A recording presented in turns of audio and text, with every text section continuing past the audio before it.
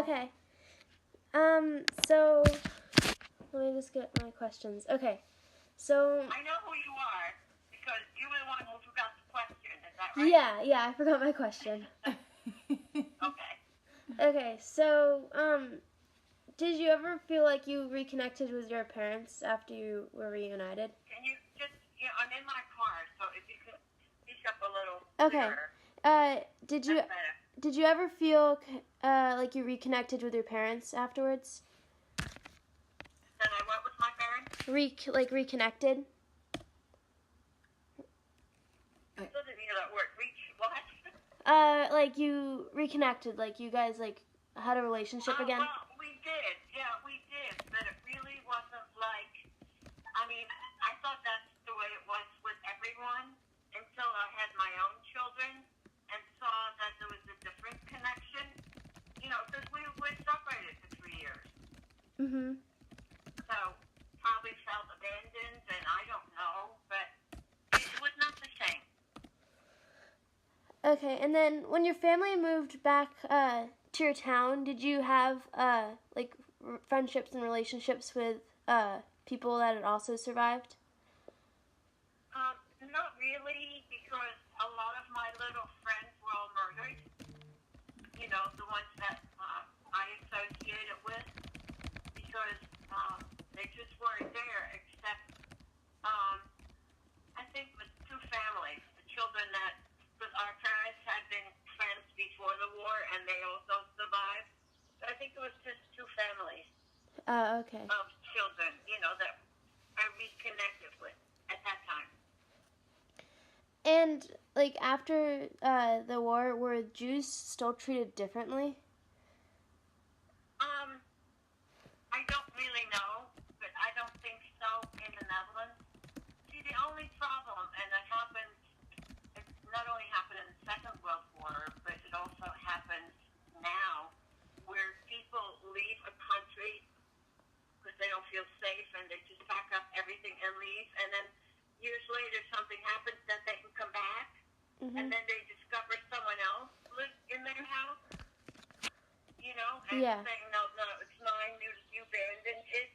And that sort of thing was also happening after the war, because people were homeless, and if there was an empty house, they would take it. So that was the problem. And the other problem that happened was that so many children, younger than I was, went to live with, families who hid them. And some were even babies. But now their parents returned. They did not know their parents at all.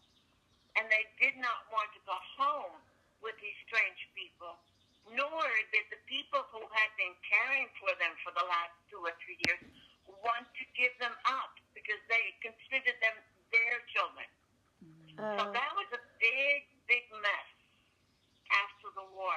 And then also parents who returned from the camps or from hiding, and their children survived, and now they wanted to claim their children.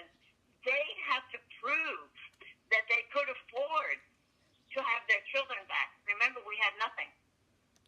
So the government did that, which was very difficult on many families also. Wait, so were people open about what happened to them during the war? No, not at first. No.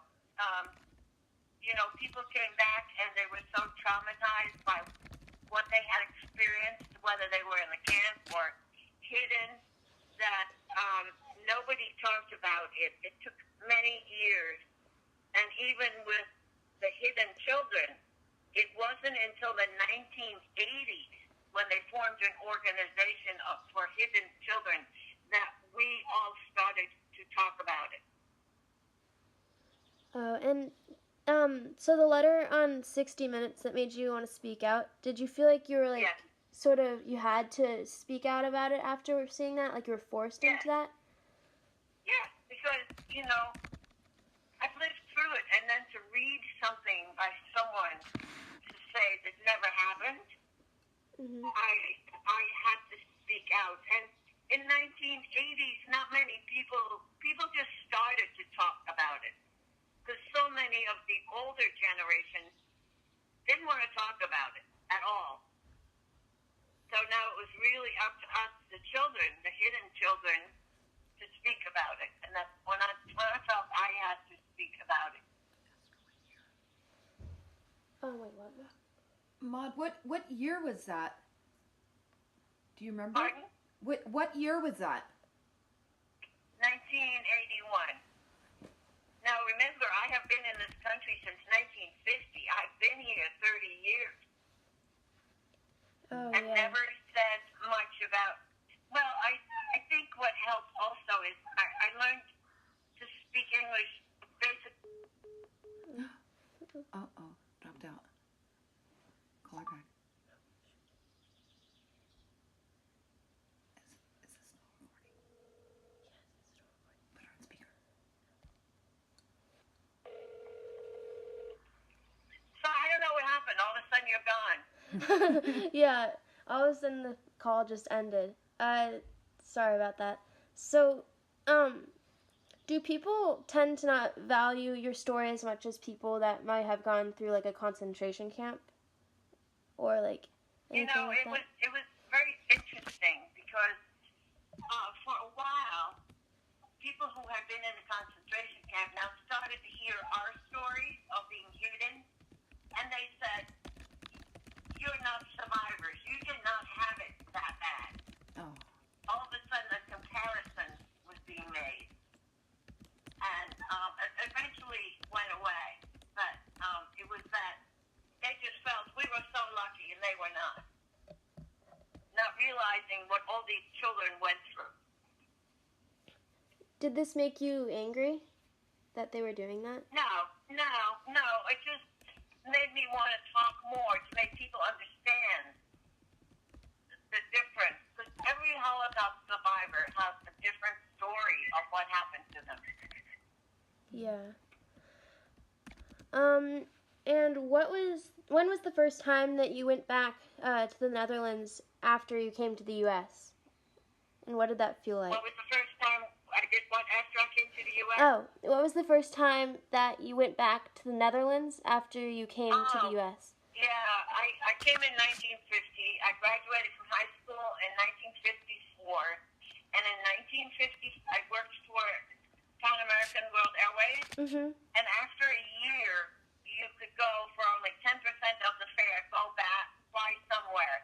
So in 1955, I went back to the Netherlands. So I've been here 5 years. And I realized that I have become such an American, even though I didn't like it here. But then when I went back, I realized I do like it here. And so you are brave to tell your story, but do you ever feel like threatened by people who don't support what you're doing? I was raised. It's Oh. kind of hard because I'm in my car. Oh, okay. So, do you ever feel threatened by people who don't support what you're doing?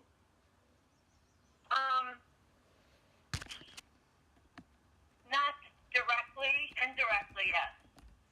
You know, by stuff that I read, or I will Google my name at least once a month, because, you know, every time I say hello, it appears in the internet. So, just because sometimes I will find some anti-Semitic stuff about me, where someone will twist around what they have read, and then they go online and they twist it all around. And that's happened a few times. So, were there kids that you knew that had parents that were for the Nazis, and did the children like feel guilty afterwards? The children Oh, felt guilty? yeah, because the No, not really. I mean, as I said, it was never discussed at all between the children and the adults, or the adults with other relatives. And you read about this all the time, where a grandfather dies, and they go through their papers and discover that they had been in a concentration camp, or they had been hiding, or even servicemen, American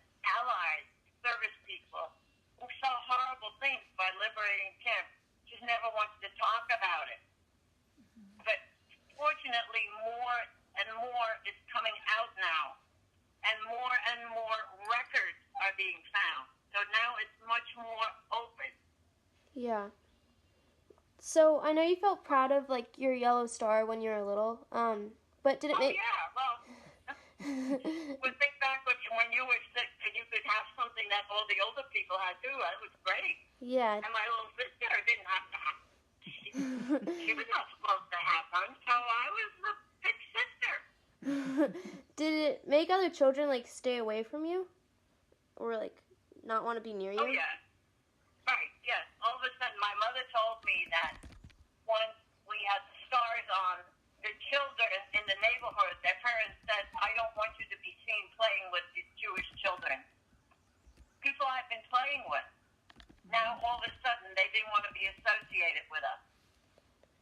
And so you started to realize that, or did like your mom tell you about that? My mom told me that. I don't remember that. Because I didn't know what it meant at that time either, other than I was now a big girl. So when did you realize that it wasn't like a positive thing to have like the yellow star?